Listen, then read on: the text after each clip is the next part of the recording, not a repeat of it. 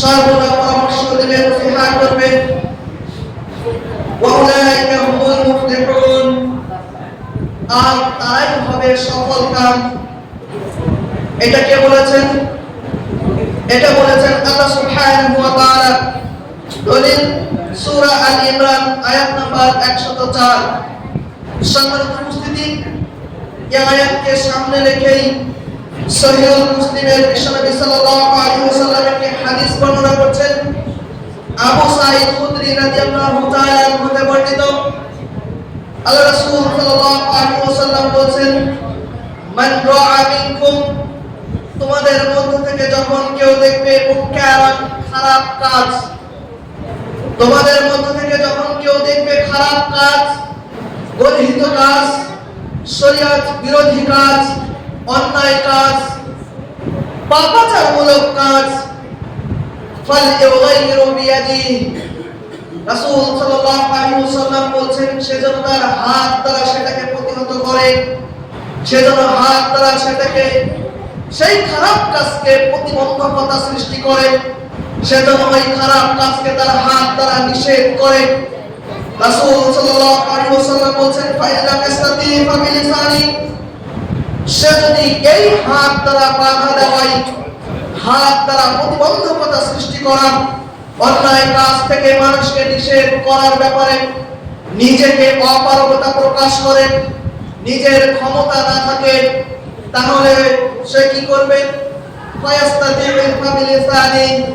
সে যেন কথা দ্বারা মানুষকে উপদেশ দেয়, কথা দ্বারা মানুষকে সেই খারাপ কাজ থেকে বিরত রাখার চেষ্টা করে, কথা দ্বারা সে যেন মানুষকে সেই খারাপ কাজ থেকে প্রতিবন্ধকতা সৃষ্টি করে।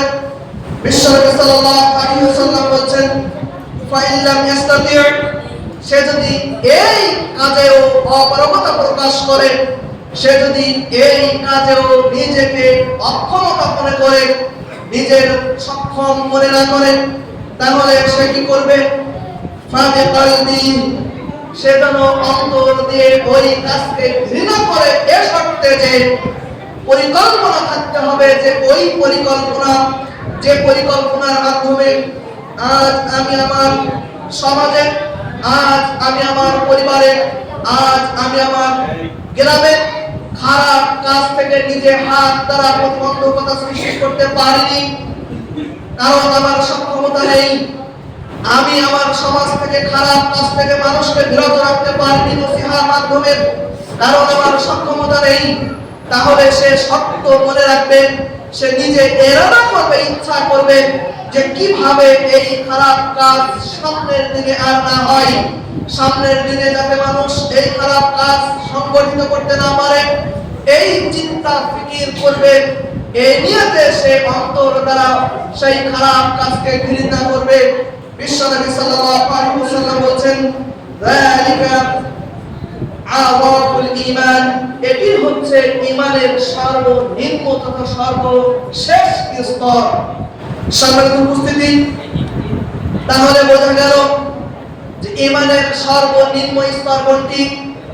খারাপ কাজ থেকে মানুষকে অন্তর দ্বারা ঘৃণা করতে হবে, নিয়ত তথা চিন্তা থাকতে হবে, পরিকল্পনা করতে হবে সামনের দিনে যেন এই খারাপ কাজ আর সমাজে সংগঠিত না হয়। সম্মানিত উপস্থিতি, এজন্যই আমরা সংগঠনভুক্ত বাংলাদেশের একমাত্র তাওহীদি সংগঠন জমিয়তে আহলে হাদিস বাংলাদেশ জমিয়তে আহলে হাদিস এর অনুমোদিত ছাত্র ও যুব সংগঠন জমিয়ত সুবহানে আহলে হাদিস আপনাদের দ্বার প্রান্তে কিছু তরুণ যুবকদের নিয়ে এই কাজ পরিচালনা করার জন্য আপনাদের সামনে উপস্থিত হয়েছি, এবং কিছু দায়িত্বশীল আপনাদের সামনে ঘোষণা করা হবে আজকের এই বৈঠক।